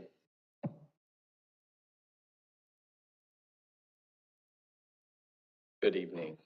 Good evening, Mr. Mayor, John Evalle, City Council members, John Evalle, citizen of Vacaville, but I'm coming on in my role as the chairman of the Travis Regional Armed Forces Committee, the community group that we do a lot of community work and supporting the airmen and the mission out of Travis Air Force Base. I just first of all want to applaud the council for talking and including the issues of housing for the military and including the military in that calculation, Ms. Morris. That's very important. I do know that the base is working towards getting you guys some, I'll say some tangible data that would help support what the need looks like for the men and women as they arrive to Travis Air Force Base. When it comes in terms of housing, I will say, we know from the numbers of young individuals, or not just young individuals, any individuals that arrive to Travis Air Force Base, it's between 90 to 150 new arrivals to Travis Air Force Base every month. So that's between 1,000 to maybe 1,800 new arrivals a year into Travis Air Force Base. Of course, some of those members are PCSing away. We do have people leaving, but those new arrivals, they need homes. And I'll just remind, of course, you guys know this, they don't have a choice where they're living or where they're coming to. They get assigned to Travis Air Force Base, so they have to come here to live and to do their job serving our country. Vacaville tends to be the community of first choice. Now, I would say that obviously comes with a burden of being able to find a home, right? And I'm not even saying affordable housing. I'm just saying find a place. An interesting element of that situation is the airmen at Travis Air Force Base, they receive a basic housing allowance, right? Basic allowance for housing, BAH. That's on top of their base pay. The youngest airman, the most young airman, an E1 at the lowest level without a family, receives 2,300, almost $2,400 on top of their pay for their housing allowance. So it's $2,382. That is without dependents, without a family. When they have a family, it goes up to 29, or almost, $2,988. That's when they have a family. All the way up to the most senior, I'll say E9 enlisted person with the family is $3,400, just slightly over $3,400. That's on top of their base pay that they get to live off base here in our community. So again, I'm not talking about affordable housing. I'm just talking about being able to find a place. I'm not saying they get paid a great amount, but they can afford housing if it's available. And the base does not have the data to be able to say when they arrive and they couldn't find a home in the area, how far they had to move away or where they had to go to. And I'll just say again, as I close, I appreciate you taking on including the needs for Travis Air Force Base and housing in your discussion and considering this very important. Thank you for your time. Thank you. Yes, if you could come back up here. I think there's a question here Councilmember Silva has. All right, two questions. One, is there opportunity for our other council members to get a tour of the existing housing on base? Absolutely. I don't control that, but I can help you do that. And then number two, so this came up in a private conversation. So that little guy on, tell me, Mike, don't say this publicly, but I'm going to. So here we go. Other places with the housing allowance, does that typically usually help them meet 100% of the cost of housing? Other bases, other areas? It is not intended to cover the entire cost of housing, but a military member has a choice of how they use that house, how they use that benefit. Some young airmen will move two airmen into one place and they still receive the full benefit. But the intention is not to cover the entire cost of housing. But again, airmen have a choice of where they live and the lifestyle and the dwelling that they choose What to live in. percentage is it intended to cover? I do not have that off the top of my head. Right, so I guess this is what, I'll reframe it, and I'll reframe it. So my concern is that the market in itself may be exploiting our active military because they have the BAH. And so because they know that they have that voucher and they can afford additional costs, that they're maximizing the rates. Yes, sir, if I may. It is not unusual for landlords to adjust what they're asking for rent based on BAH of the local military base. It is not unusual. That happens in a lot of places across the country. Because that's public information, how much the airmen at Travis Air Force Base will receive, it's public information. And landlords have access to that just like they do all over the world. I will say on the BAH at Travis, it's the 4th highest in our nation. Well, kind of quietly infuriates me. I'm sorry to hear that, but thank you for answering the questions. There's still another question for you. Vice Mayor Wiley. Hello, and I also serve on the TRAF committee. I really enjoy those conversations that we talk about housing. And at one of them, the person from the base talked about the need for more rental housing. So I just wanted to say, if anyone knows anyone who's looking to rent the house, see if we can get that available for military people as well. But my question for you is, do you have any notion of how many military people purchase a house in Vacaville versus rent? Because I know in District 6, there are quite a few military people who buy a house or they bought the house last time they were on Travis. So is that information available or do you have any feel for that? Again, that would come from the military housing office on Travis Air Force Base. I don't have that information on that statistic, but you are correct. And I will say, once they arrive here and they realize how difficult it is to rent, most of them go down the path of purchasing a home because it's a little bit easier actually to purchase the home. And then they hold on to that when they PCS, when they leave as a rental property. Because when I was walking through the models at Villages of Vanden or whatever it is on Leisure Town Road, he was saying, oh, all these are sold. And I said, oh, they are? And he said, yeah, military had bought a great deal of those. So I was surprised, but it is, right by the back gate, basically. So Yes, ma'am. thank you. Thank you. Thank you, sir. Else wishing to speak?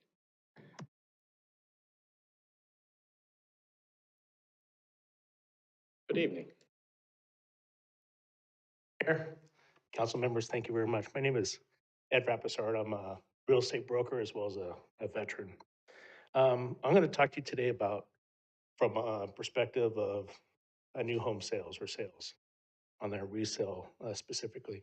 As of our Bay Area Real Estate Information Services, our multiple listing service, currently in Vacaville, we have 82 properties active or coming soon on the market right now. This is not anything more than, in my opinion, a supply and demand issue on there. We have properties from 250,000 to 3.2 million.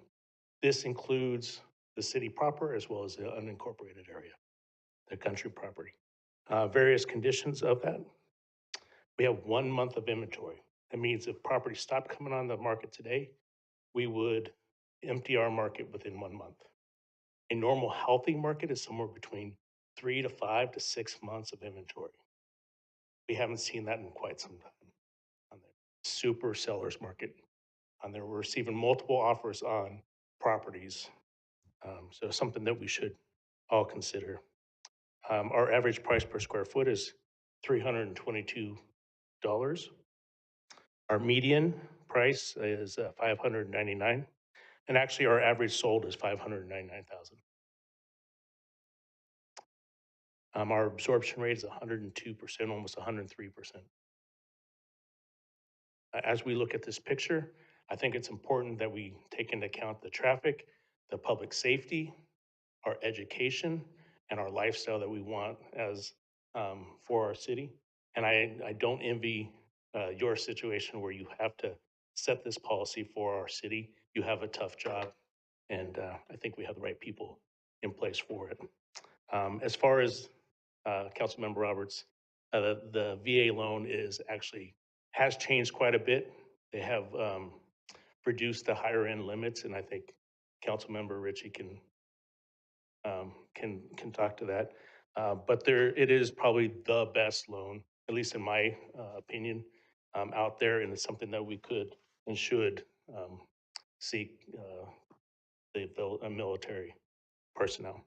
Other than that, the other thing is the tax rates. So when we start talking about for resale properties, we usually factor 1.25% is the way we would factor in a tax base on there.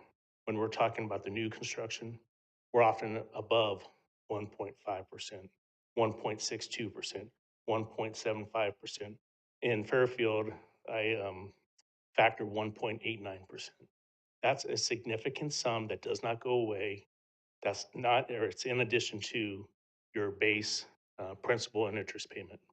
That's a significant sum. And I'll let you go from there. I know I have a couple of questions for you. Can you just complete that thought on the tax?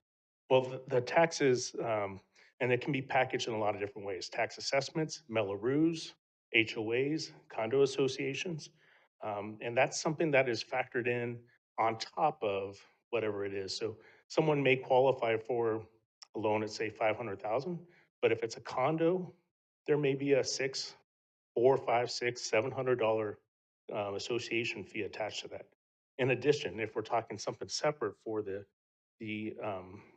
tax assessments on there, or the property taxes on there, the property taxes are some of our for city streets, for lighting, for police and fire, for the parks, those types of pieces. Does that make sense, Mr. Mayor?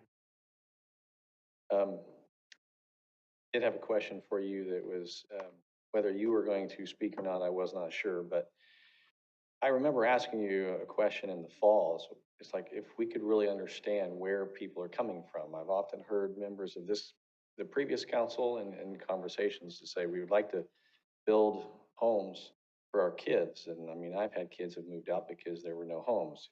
It's a little inventory. Where are they coming from?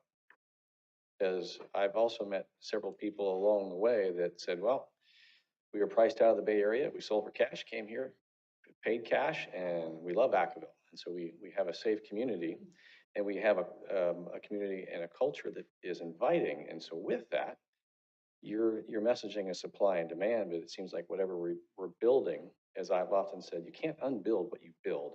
We need affordable housing, uppercase, lowercase, both.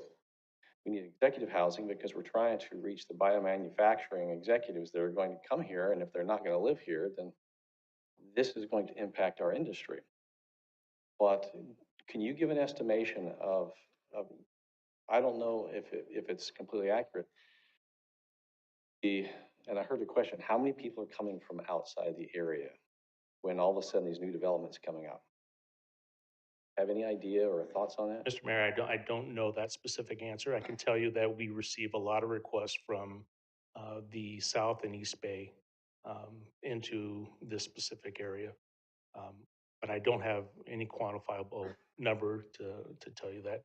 I do think that when you sell a 3-bedroom home for greater than $1 million and you come into and buy a $500,000 or $600,000 home, that looks a lot more digestible.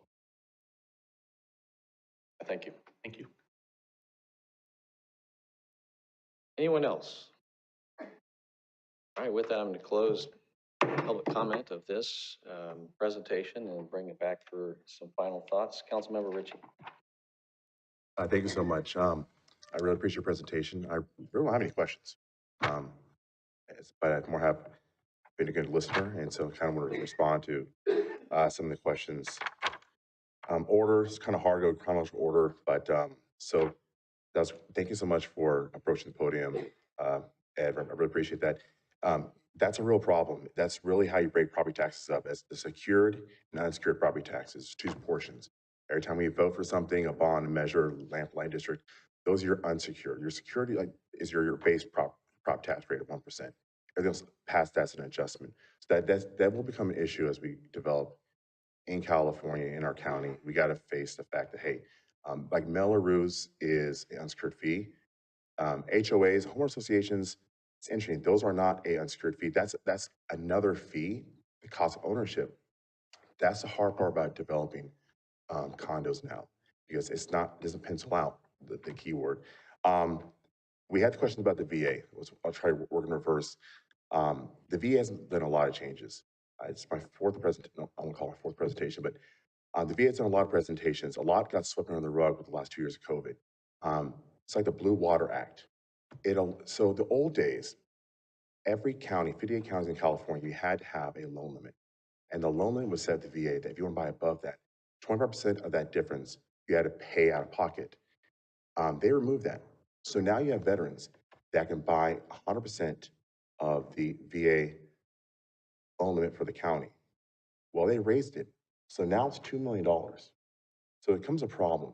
So it's at $2 million, 100% financing. So you don't have the issue of like, oh, they gap financing, that's gone. But the affordability of homes is a real feature. Like, I was trying to find a way to tie in, and you did a great job. Like, it's easier to buy sometimes than rent. You know, it's hard to figure out how can we work with developers as a city, what lines can we not cross and blur, where the city's telling private developers how to run their business. We got to figure out how we can incentivize them, educate them to maybe take some steps to make living in Vacaville more affordable. You know, it's the difference, the problem we see is, you know, we can tie maybe the major developers of apartment projects in Vacaville to kind of the same standards and guidelines that the GSEs, Fannie Mae, Freddie Mac, and HUD. So you can buy a house, and the way they do the ratios should kind of be the same way that someone is affording rent.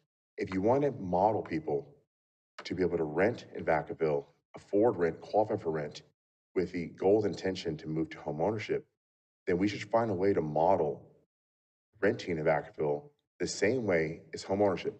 If you go into a bank institution and apply for a VA mortgage, I think it's too high. They'll allow you to use 50% of your gross income to qualify.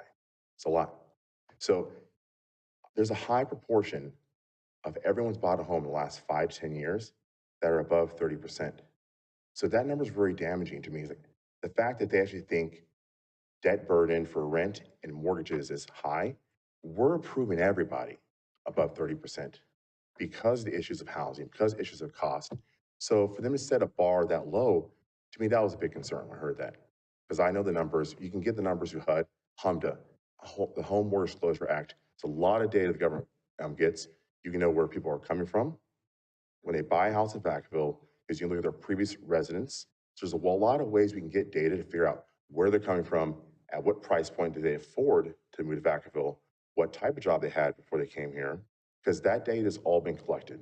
I really wish, if we found a way to model renting to Vacaville to owning, we got to realize we can't penalize builders and owners of these large apartment complexes. So if we're going to say, hey, you need to lower your ratios. 5 times is crazy. If someone walks in and they're allowed to use 45% of their monthly income to qualify, if they have good credit history, let them rent. But we can't penalize them if they go to evict. The same way, if you miss a mortgage payment, you go in a notice of sale and notice of foreclosure. So the problem is, if they are like, hey, you want us to make it easier for people to rent, but it's harder to enforce the problems, that's a problem. So we need to make sure that if we're going to make renting easier in Vacaville, we got to align homeownership guidelines, paying on time, timely payment, and if you don't, there's a penalty too. Hey, we'll make it easier to live in Vacaville, reside, and rent with the same flow chart to get you kind of trained and modeled to be an owner. But if you mess up, it's the same guidelines. We'll give you notice on 30 days, and we'll start the process of eviction. So that's something where if I owned a 700 unit, I would want to make it harder for me to utilize and kind of evict somebody. It's harder to evict somebody than actually foreclose.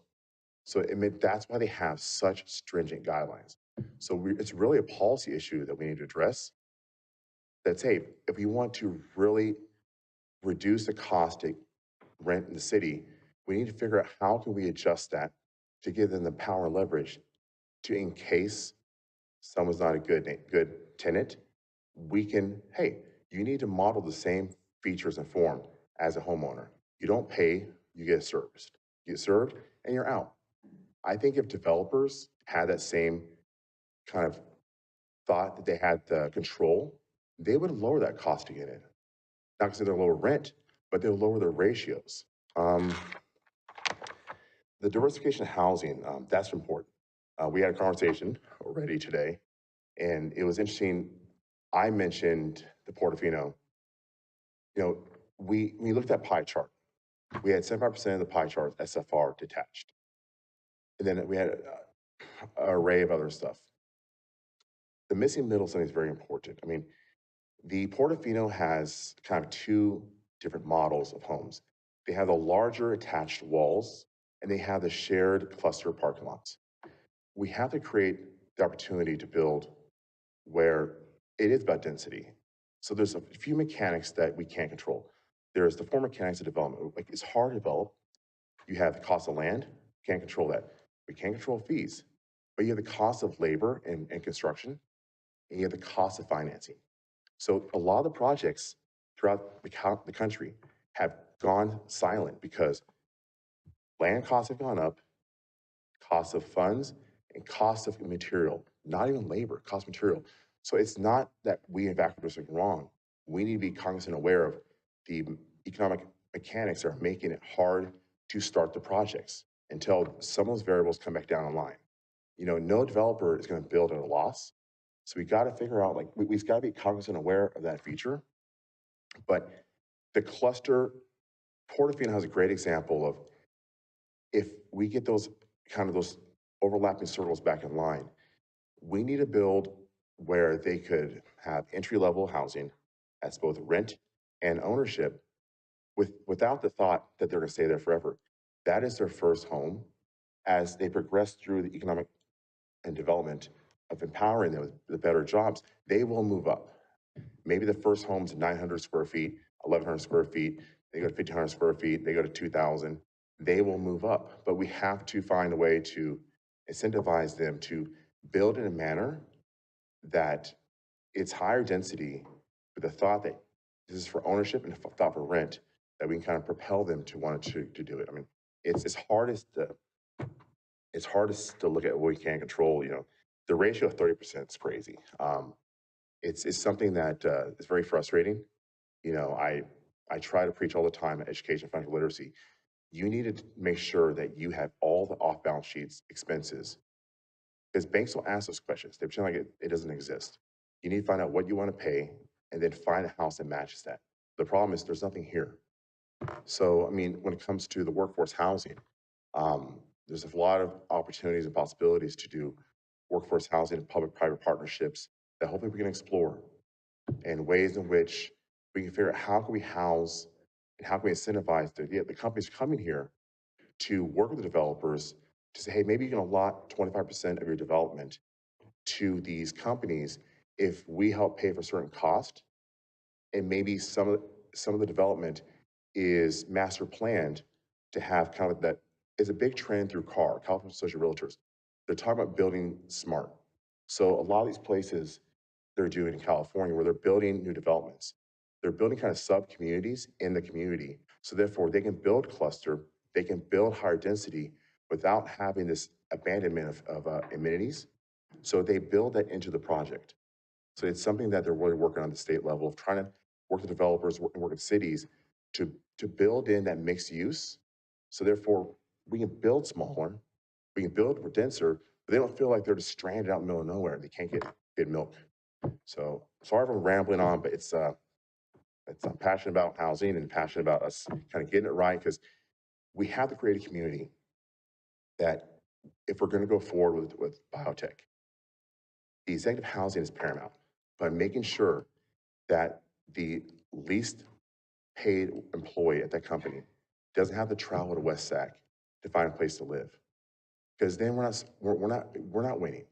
We got to make sure we have home affordability, so the executive and the janitor can live in the same city at the same time. So it's a challenge.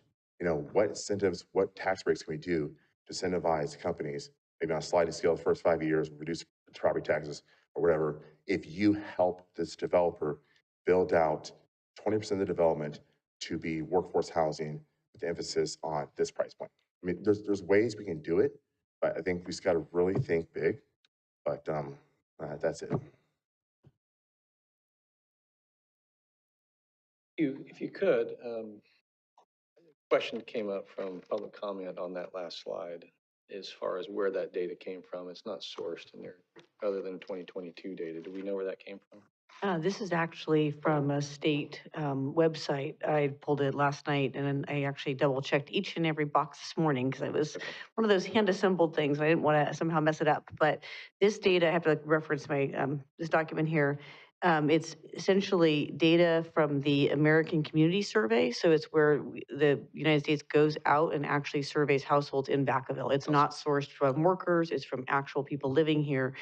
And so it's a blend of the census and the American Community Survey data, but it is incomes of people that lived in Vacaville at the time that the data was gathered. Thank you. And then I had one other comment. I do appreciate Councilmember Silva's point. An educated community is a higher paid community. I just know statistically that works, and I'm pleased to see some of the programs that are coming here so that we can do that. Everyone leaving here to go somewhere else, and everyone elsewhere coming here just doesn't seem to be the answer. So I know that there's going to be a lot more coming at us. I really do appreciate this presentation. I also do believe, and I've said it before, you can't unbuild what we build. And so I want to make sure that whatever we do moving forward in strategies isn't what I would consider any type of a knee-jerk reaction. I mean, if we need to be strategic that we're missing something, then let's find ways get what we're missing and not necessarily completely retool what we're doing. I mean, I hear we have a supply and demand problem. And so are we solving the Bay Area's problem? And if that's only temporary, then let's make sure that we don't set in policies something that is more generic and global, as if we're just going to be like everyone else. I don't want to see us that way. We do want to make sure that those who can't afford increasing rents, we need to be able to be strategic. And I would advocate that what we do as staff is we identify where those opportunities and risks are and have strategies for how do we focus on that person and personalize it.